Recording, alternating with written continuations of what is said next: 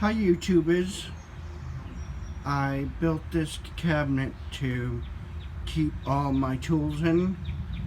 inside my 2010 Ford Transit Connect van,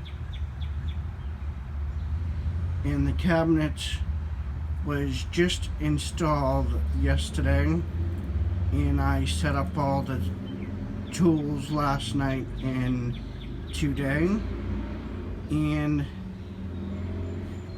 you want to get a close look,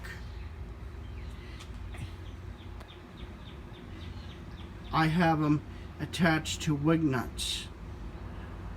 so in case if I ever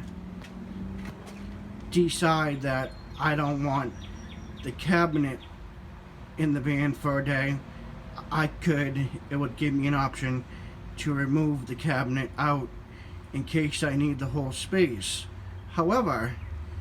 the same thing is going to be going on this side,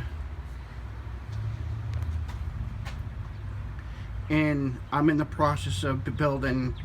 the cabinet, a matching cabinet for this side. So looks very cool, and those of you that have a similar van, and if you are a contractor and you're looking for ideas to store your tools inside your van, as you can see, all these tools are on magnet strips that I got at Harbor Freight.